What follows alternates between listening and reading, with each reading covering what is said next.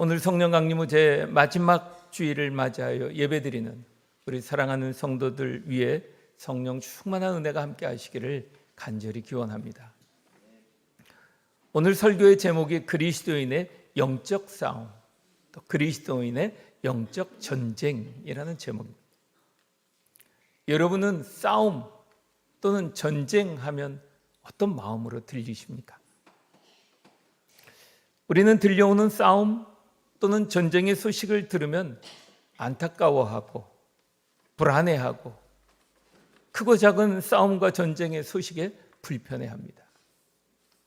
그만큼 싸움과 또 전쟁이라는 말이 우리에게 이미 부정적으로 들려집니다.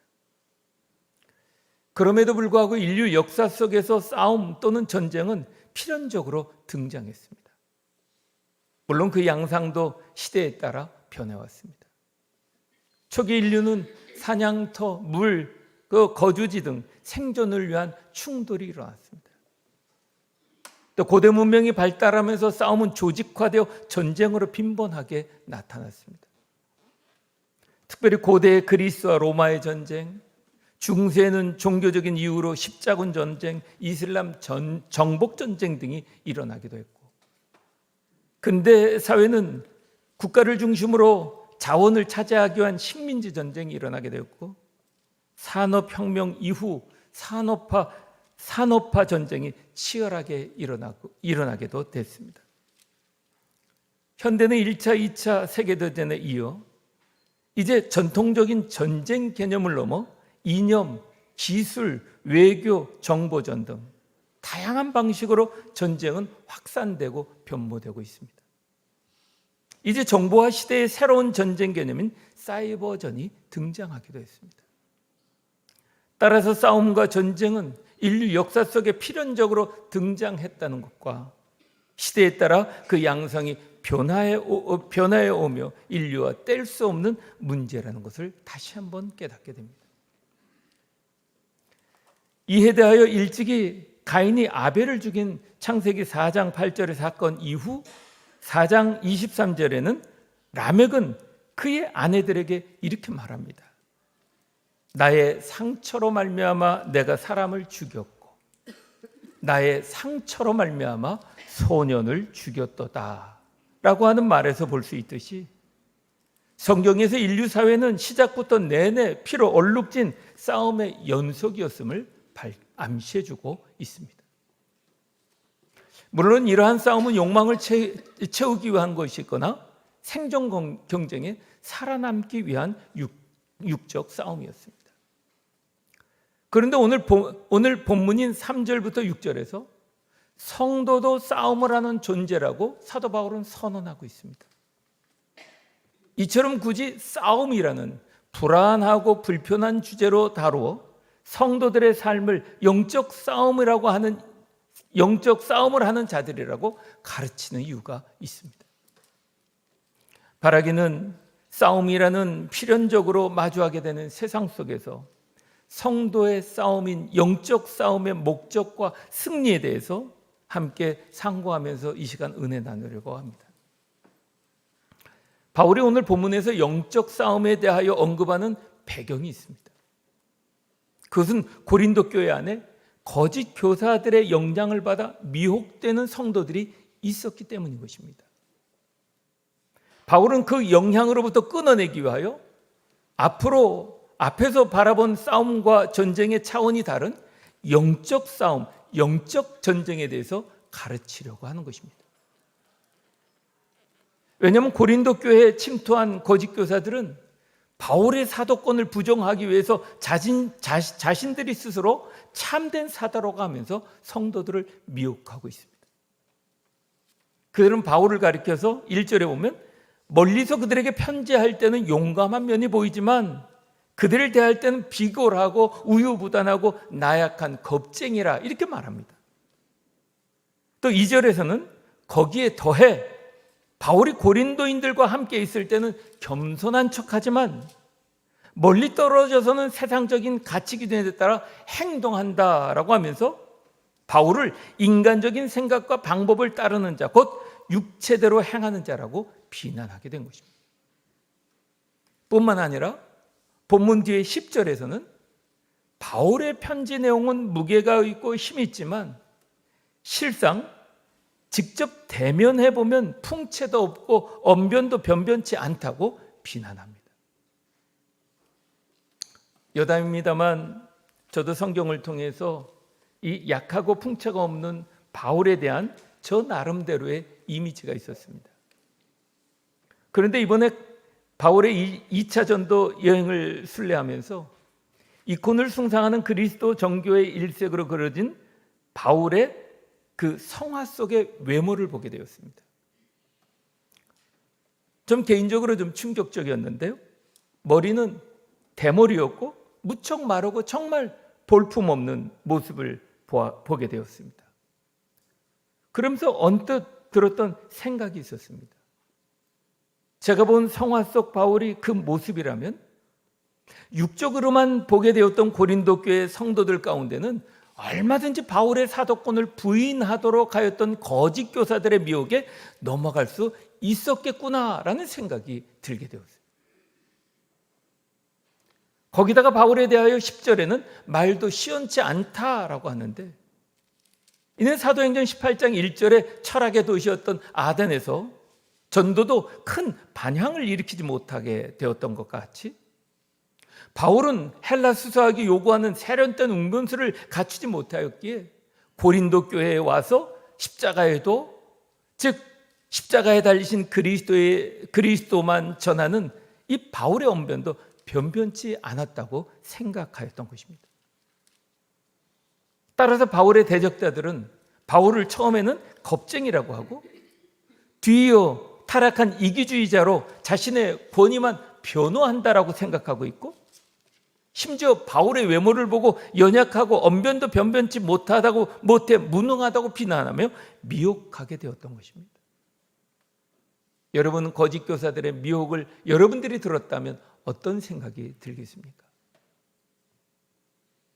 바울은 이 같은 거짓 교사들의 비난에 미혹되어서 그동안 바울이 전한 복음이 훼손되지 않기 위해 자신의 사도권을 수호하는 답변을 하면서 영적 싸움에 대하여 가르치게 되었던 것입니다. 성도는 영적 싸움을 하는 자라는 것을 3절에서 우리가 육신으로 행하나 육신에 따라 싸우지 아니하노니라고 합니다.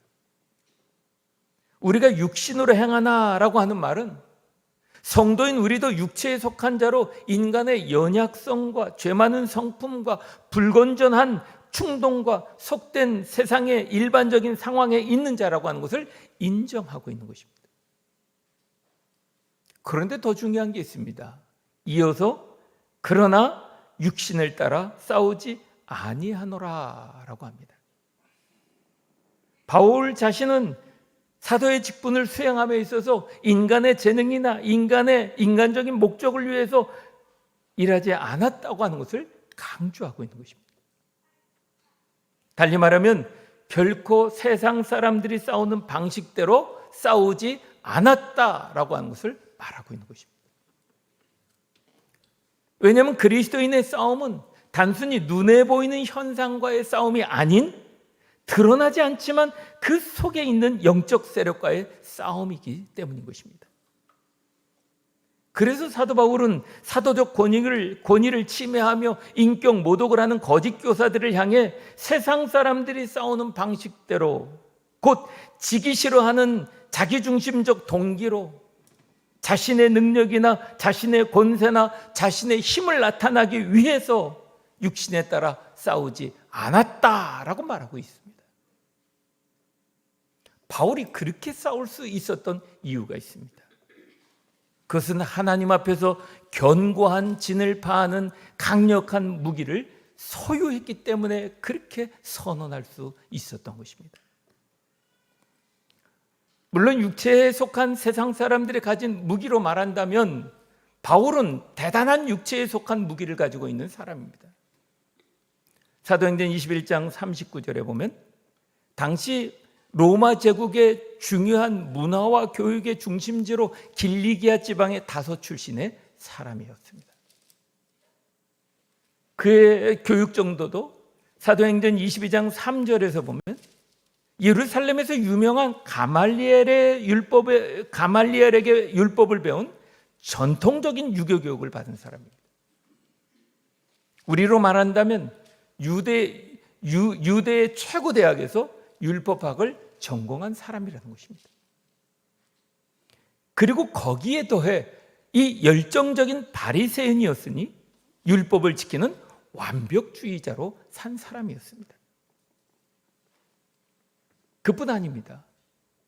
바울은 회심하여 복음을 전할 때도 천막 제작 기술자로 천막을 지으며 자비량으로 선교를 하였던 사람이었으니 재정으로 묶일 것도 없는, 어디 내놓아도 자랑할 것이 많은 육체적인 무기를 지닌 사람이었습니다. 그러나 바울은 육체에 속한 이런 무기를 사용하지 않았다라고 말합니다. 왜냐하면 세상 사람들이 가진 무기로는 견고한 진을 파할 수 없고, 오직 견고한 진을 파할 수 있는 것은 하나님의 능력으로만 파할 수 있음을 알고 믿었기 때문인 것입니다. 이에 대하여 4절에 우리의 싸우는 무기는 육신에 속한 것이 아니요 오직 어떤 견고한 진도 무너뜨리는 하나님의 능력이라 라고 고백합니다. 우리는 종종 집안, 학벌, 또 재력, 지식, 자리, 능력 등을 자랑합니다. 자신을 드러내는 자랑하는 이러한 일들을 우리는 관계 속에서 맞닥뜨리게 됩니다. 사실 말하지 않고 직접 표현하지는 못하지만 그런 자랑에 마음의 고개가 숙이거나 존경스러운 마음이 생기지는 않습니다.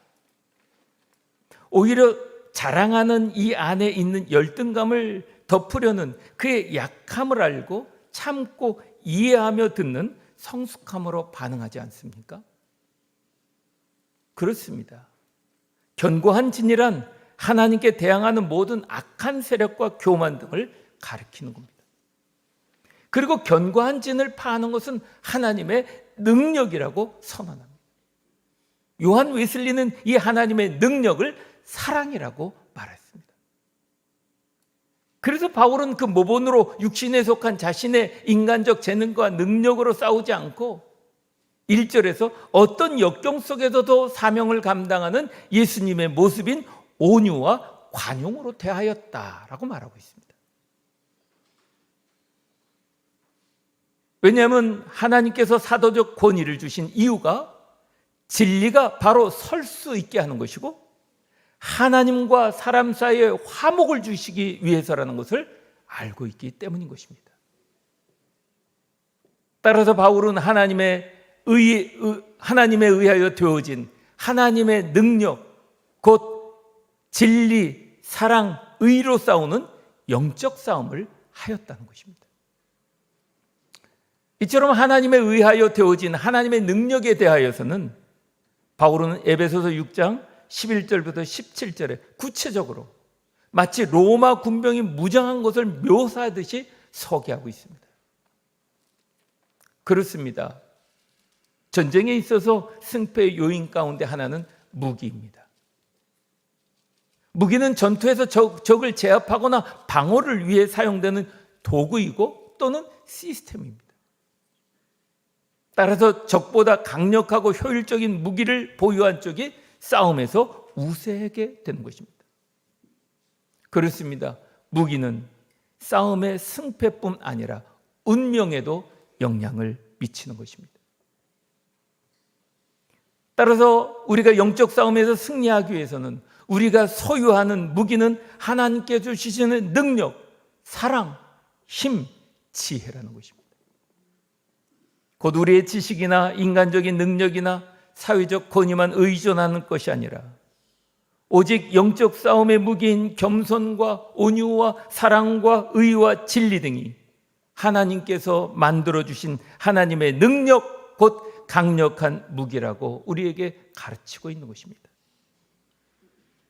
또 결론으로 10장 17절에 자랑하는 자는 주 안에서 자랑하라라고 합니다. 바울은 고린도 교회 성도들에게 상처를 준 것에 대한 보복심에 보복심에 의한 책망 대신에 그리스도의 온유와 관용으로 적들에 대하여 영적 싸움의 정수의 모본을 보여주고 있습니다. 영적 싸움의 무기는 우리 안에 있는 세속적인 자랑과 힘이 아니라 하나님께서 열매를 맺게 해주신 하나님의 성품으로 싸울 때 하나님을 대적하는 견고한 진을 무너뜨리게 된다라고 우리에게 가르쳐주고 있습니다. 그리고 주 안에서 자랑하라는 것입니다. 두 늑대 이야기 예하로 오늘 말씀을 마치려고 합니다. 어느 날 한 노인이 손자에게 이러한 이야기를 들려줍니다. 우리 마음 안에는 두 마리 늑대가 항상 싸우고 있단다. 한 마리 늑대는 악해서 그는 분노, 시기, 질투, 교만, 거짓말, 증오심으로 가득 차 있고, 다른 한 마리 늑대는 선해서 그는 사랑과 평화와 겸손과 진실과 믿음으로 가득 차 있지. 근데 이 두 늑대는 매일 매 순간마다 싸우고 있단다 라고 말해 주었습니다. 그 이야기를 든 손자는 할아버지의 말씀을 듣고는 이렇게 질문합니다. 할아버지, 그러면 누가 이기나요? 라고 물어봅니다. 그때 노인이 손자에게 미소를 지으며 말합니다. 내가 먹이를 많이 주는 늑대가 이긴단다. 사랑하는 성도 여러분, 선한 늑대에게 먹이를 줄 때 영적 싸움에서 승리할 수 있듯이 우리도 매일매일의 일상에서 하나님의 사랑과 지혜와 능력을 힘입는 말씀과 기도의 영적 무기로 우리가 마주하는 문제와 상황 속에서 승리하는 영적 싸움의 용사들이 되어야 합니다. 이 영적 싸움의 승리로 교회를 부흥케 하며 가정을 건강하게 일구어가며 세상을 빛과 소금으로 밝히고 만내는 거룩한 용사들로 하나님께 영광 돌리며 살아가시는 사랑하는 성도들이 되시기를 우리 주 예수 그리스도의 이름으로 간절히 축원합니다. 아멘. 기도하시겠습니다.